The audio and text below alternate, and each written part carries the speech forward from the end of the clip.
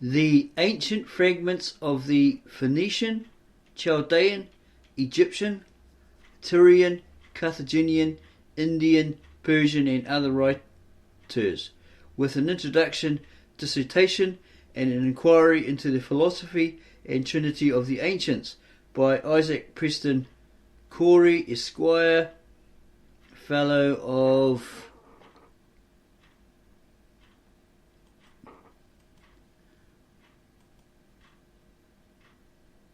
Caius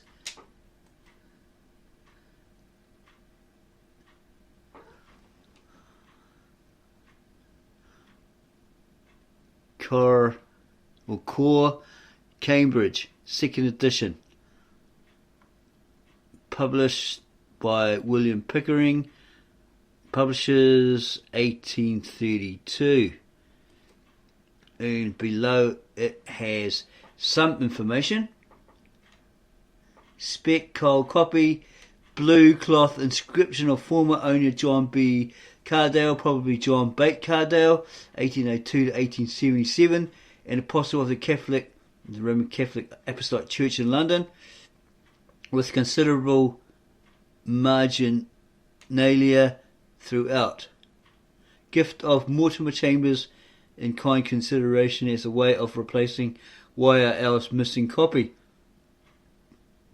Evidence reported by judyjordan for item Ancient Fragments 00 Cory Rich on June 5th, 2007. No visible notice of copyright.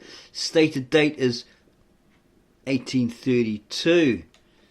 So there shouldn't be any copyright problems or claims, etc. Where we found this in the public domain, public access, freely available. And of course we bring it to all for educational purposes alone.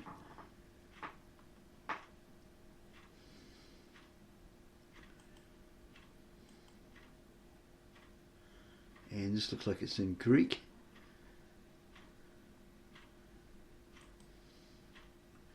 Ancient fragments, Phoenician, from San Choniatho, Chaldaean, from Berosus, Abydos, Megasthenes, Nicolaus, Damascus, and so forth. Dynasties of the kings of Chaldea, Assyria, Media, Persia, Thebes, and Egypt. From Abydos, Africanus, Eusebius, Syncellus, Castor, Josephus, Herodotus, Plato, and more. Egyptian, from the obelisks, Manetho, Chaerimon, Diodorus, Siculus, Lysimachus, Ptolemy, Ptolemeus, Vindicius, and Artapanus. Tyrian, from Dias and Menada. Carthaginian, from Hanno and Sal. Indian, from Megasthenes and Clitarchus. Atlantic and Panchaean, from Marcellus and Euemerus. These are the contributors. Here's some more here. Oracles of Zoroaster, Hermetic, Orphic, Pythagorean, and Tyrian, from the ancient and modern Hermetic books. Apollo, Chaemeron, Orpheus, etc. Plato, Aristoteles, Eon, and so forth. Chronological, from Berosus, Seneca, Censorinus, and Theon Alexandrinus. Introductory Dissertation. In presenting this collection of ancient fragments to the world, some explanation of what is comprehended under that title may not be deemed unnecessary. The authors of this particular book are accustomed to regard the Hebrew scriptures and the Greek and Latin writing as the only certain records of antiquity, unless it's referring to everyday people. Yet there have been other languages in which have been written the annals and histories of other nations. Where then are those of Assyria and Babylon, of Persia and Egypt and Phoenicia, of Tyre and Carthage? Of the literature of all these mighty empires, where are even the remains? It will, no doubt, tend to excite some reflections of a melancholy cast to look on this small volume as an answer. that all such remains are contained in it, that the author should be unwilling to assert, yet, or he was unwilling to assert, yet with some diligence and research, he had not been able to increase its size with other fragments, which he was considering sufficiently authenticated. It was his wish to have included in this collection all the fragments of the earlier Gentile world, which had reached us through the medium of the Greek language. Of the early historians of Greece, the names only of some have come down to us, whilst of others, such as Eupolemus and Histiaeus, several very interesting fragments have escaped the general wreck. In the classic ages of their literature, the acquaintance of the Greek historians with antiquity was generally confined and obscure, nor was it till the publication of the Septuagint that they turned their attention to their own antiquities and to those of the surrounding nations, and for this reason the authors met with more certain notices of ancient history in the later than in the earlier times of Greece. To have drawn a line then, to have inserted the earlier writers in exclusion of the later, would have been to have omitted the more valuable. To have reprinted the fragments of many authors, such as Nicolaus Damascenus, a writer of Damascus of the Augustan age, would have introduced with some matter worthy of attention much of little interest.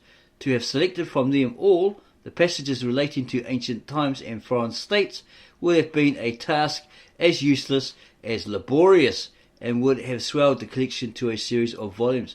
The author had therefore, for the most part, excluded the native Greek historians and every writer of the Augustan age and downwards, and he also admitted all fragments which bore about them the stamp of forgery, or were the productions of Hellenistic Jews, or of authors who had at the time access to the sacred scriptures, and following the words throw no additional light upon the subjects, under one or other of which divisions may be classed the antediluvian, books of Enoch, the fragments of Artapanas, the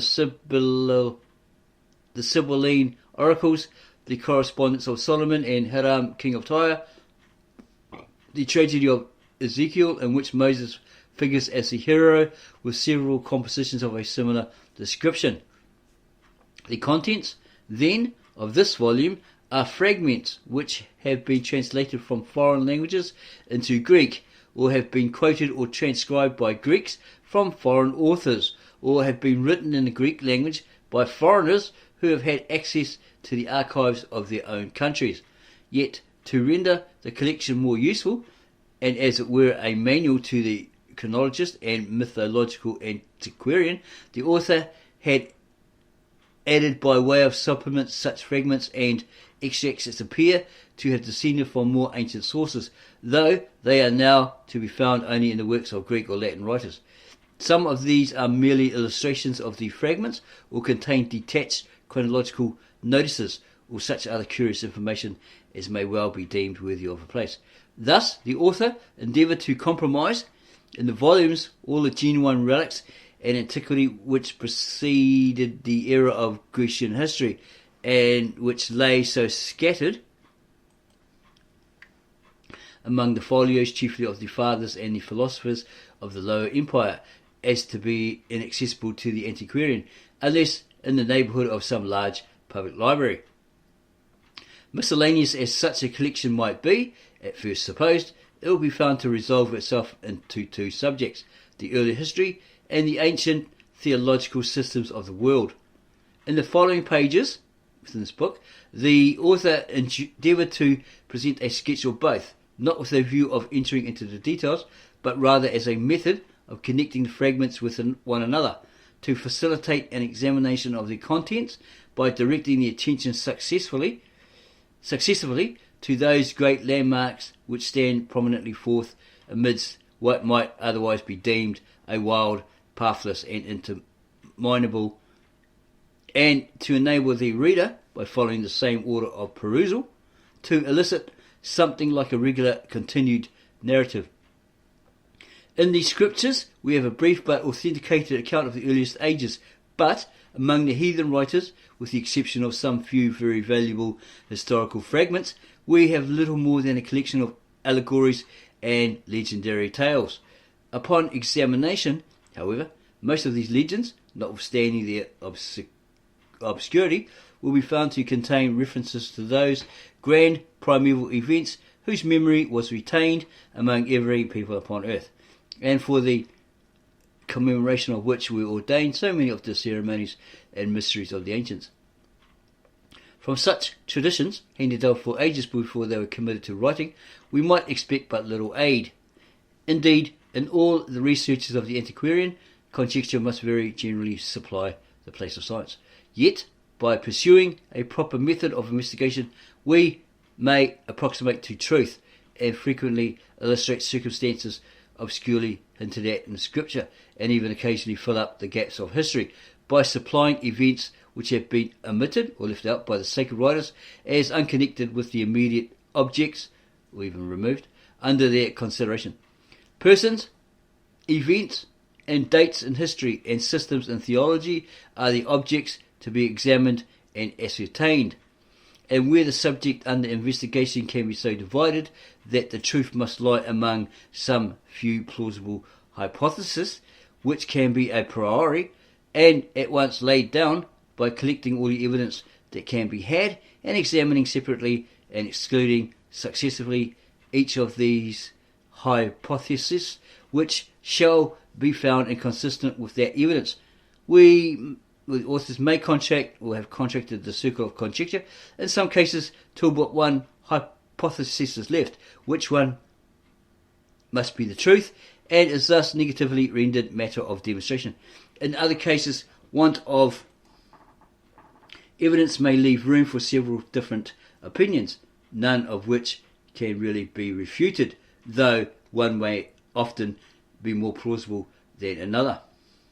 Mr. Faber, in his admirable work on the pagan idolatry, had collected and separately examined all the different systems of the heathen mythology, and then had shown that there was such a singular, minute and regular accordance among them, not only in what is obvious and natural, but also in what is arbitrary and circumstantial, both in fanciful speculations and in artificial observances. And there looks like there's a footnote indicated there, or no, just a comma, as to render untenable every other hypothesis than this, that they must all have originated from some common source. Having thus shown their common origin, he enumerates three hypotheses as the only three on which he conceives the common origination of the various systems of paganism can be accounted for. 1. Either all nations agreed peaceably to borrow from one subsequent to their several settlements. 2. Or all nations subsequent to their several settlements were compelled by arms to adopt the superstition of one. 3. Or all nations were once assembled together in a single place and in a single community, where they adopted a corrupt form of religion, which they afterwards respectively carried with them into the lands that they colonized. After examining at length and showing the utter impossibility of maintaining either the first or second of these hypotheses, Mr. Faber concluded that the third only can be the truth. And there's a footnote asterisk here, indicator. To these perhaps may be added a fourth, viz., that the superstition became general, partly by peaceful communication and partly by force of arms, though the fullness of the evidence is such as to render this equally untenable with the others. In the same manner, we may ascertain that the region from which mankind originally dispersed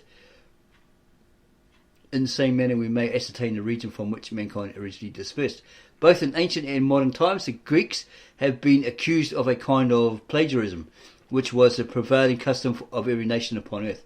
Egypt and India and Phoenicia, no less than Greece, have appropriated to themselves and assigned within their own territorial limits the localities of the grand events of primeval history, with the birth and achievements of the gods and heroes, the deluge, the origin of the arts and the civilization of mankind. And their claims have found more able supporters only because they have not been so obviously liable to refutation. Yet, by rejecting each country, whose claims rest upon no better foundation than its own local histories, and retaining those only, whose pretensions are substantiated by the concurrent testimony of the rest, it may be shown, independently of Scripture, that the primitive settlements of mankind were in such places and attended with such circumstances as the Scripture instructs us was the case. Of the transactions previous to the deluge or the flood, there are but few and faint memorials among the heathens. One of the most authentic may be found in the remains of the Phoenician history of Sanchoniathon, who is considered to be the most ancient writer of the heathen world. In what age he wrote is uncertain, but his history was composed in the Phoenician language and its materials collected from the archives of the Phoenician cities. It was translated into Greek by Philobiblius, and for the preservation of those fragments we are indebted to the care of Eusebius. The cosmogony, is the footnote asterisk there, so the page 1 of that particular book, the author had occasion to refer to hereafter. As one of the most ancient, it is extremely valuable, and as it speaks more plainly than the rest, it afforded a key to the interpretation. The generations contain many very curious passages. In the first, another footnote indication there, all down here, and he suggests also, it's also suggested see Manetho, page 94, Eratosthenes, page 84, page 10. The cosmogony, the author had occasion to refer to hereafter, or refers to hereafter, as one of the most ancient. It is extremely valuable, and as it speaks more plainly than the rest, it affords a key to their interpretation. The generations contain many very curious passages. In the first is an allusion to the fall. In the second, genus may be Cain, after which we lose the traces of similarity.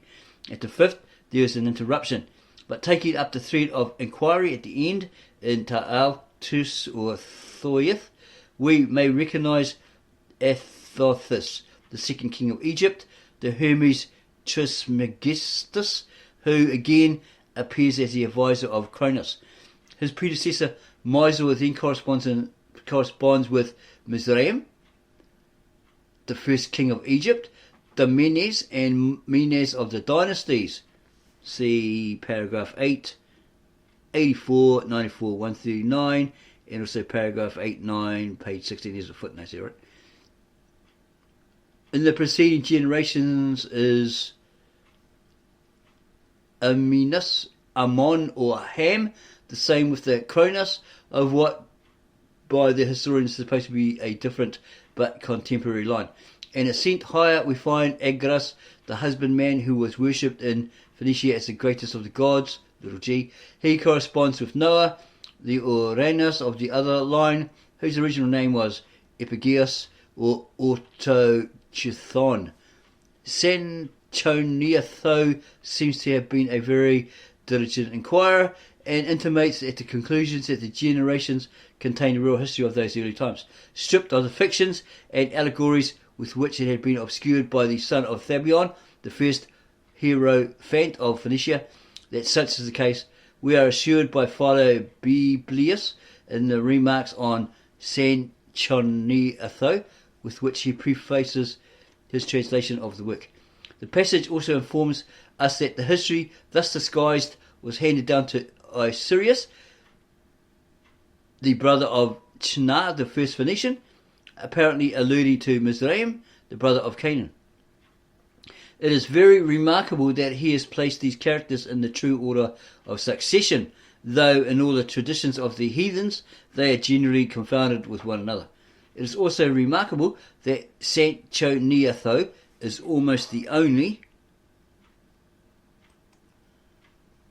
heathen writer upon antiquities who makes no direct mention of the deluge or the flood, though several obscure allusions to it may be found in the course of the fragment.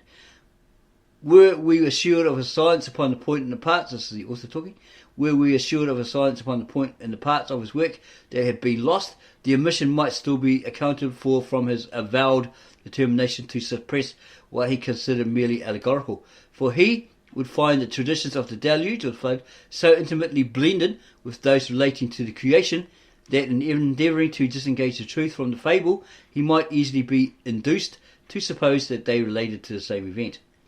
For explanation of his fragment upon the mystical sacrifice of the Phoenicians, page 16, the author must refer, or had to refer to the very curious dissertations by Bryant, Mythology 6.3.23, and Mr. Faber, Idle Library 2, maybe, not too sure what that is, C8, 9, page 17. Sanchonotho wrote also a history of the serpent, a single fragment of which is preserved by Eusebius. In the fragments of Berosus, again we have perhaps some few traces of the antediluvian world. Like Sanchonotho, Berosus seems to have composed his work with a serious regard for truth. He was a Babylonian by birth and flourished in the reign of Alexander the Great and resided for some years at Athens. As a priest of Belos, he possessed every advantage which the records of the temple and the learning and traditions of the Chaldaeans could afford. He appears to have sketched his history of the earlier times from the representations upon the walls of the temple. Footnote indicated down below. See paragraph 22 and especially 24. From written and traditionary knowledge, he must have learned several points too well authenticated to be called in question, and correcting the one by the other, and at the same time blending them as usual with mythology, he has produced the strange history before us. The first fragment, preserved by Alexander Polyhistor, page 21, footnote indicated, is extremely valuable and contains a store of very curious information. The first book of the history apparently opens naturally enough with a description of Babylonia. Then, referring to the paintings, the author finds the first series of a kind of preface to the rest. All men of every nation appear assembled in Chaldea, page 23. Among them is introduced a personage who is represented as their instructor in the arts and sciences and informing them of the events which had previously taken place.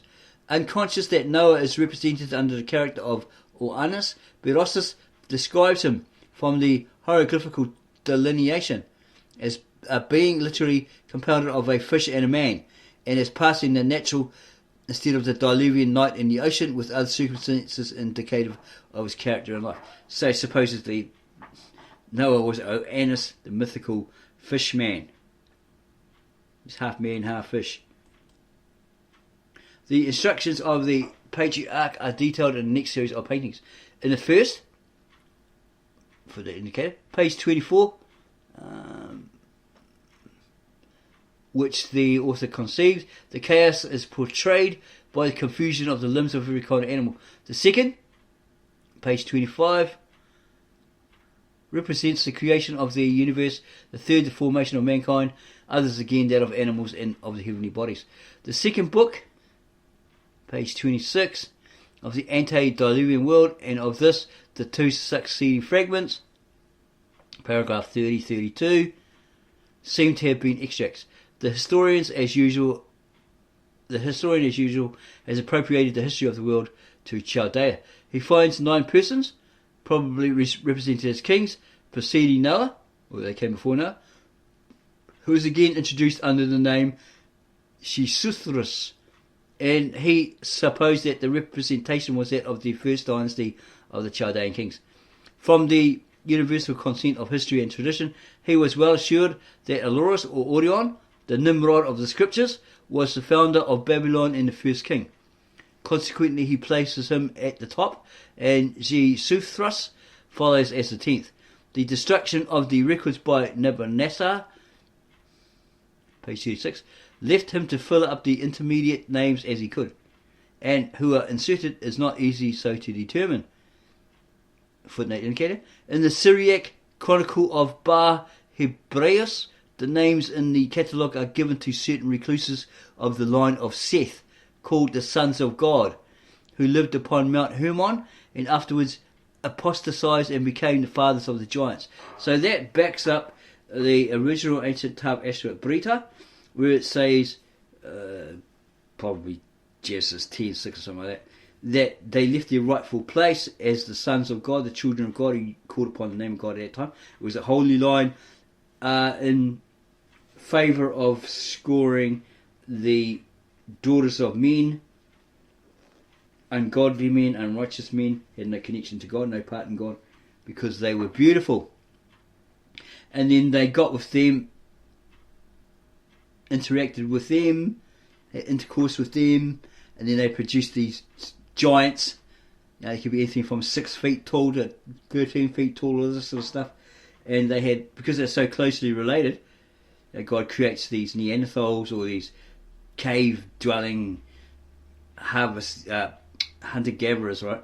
According to the evidence of archaeology, etc., etc. We're not going to say they're Neanderthals because, again, a lady nicely told us, no, that's too late, too early. That came centuries later. The Neanderthals were found in the Neander Valley. So it'll probably be something like Cro-Magnon or something like that, right? That God makes first. Okay? But they're following the animal instinct. They've got the breath of life, but they don't have that spirit of God. Where he makes a second, more spiritual man, Adam, right? Or Adantha, or men, who are filled with the Spirit. They've got this connection to God. They walk and talk, to God. They're in His presence, all that sort of stuff. So this line of Seth was supposed to be a holy line, where supposedly the Son of God would come through, but they messed it up by leaving their rightful place and chasing these women, and then mating with them and having these freaks, because they're so closely related, right? DNA-wise, genetic, etc. So it causes some problems here, possibly club feet, all that sort of stuff. That a lot of that sort of problem, too closely related, or if you want to put it as incest, brings on, right?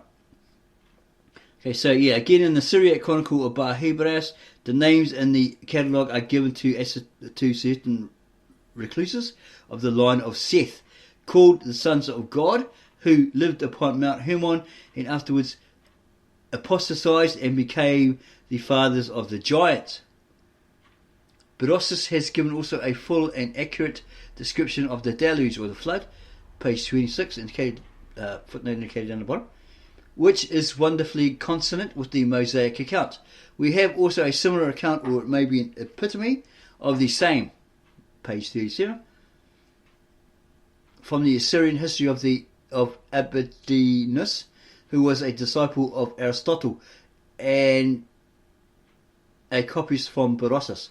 The author has given a small extract, page 49, from the fragments of Nicolaus Damascenus, relative to the deluge, or the flood, and the ark, whose wreck is said by him, as well as Berossus, Chrysostom, and other writers, to have remained upon Ararat even at the very time in which they wrote. Well, it wouldn't be sitting right on the top of Ararat that's totally freezing cold. They'd freeze to death up there. So it's probably on the plain, where they've supposedly found it 10, 20 years ago, whatever. It's on a plain. It's on a flat plain. It's not up on top of a mountain. Okay. It's on this plain below that mountain.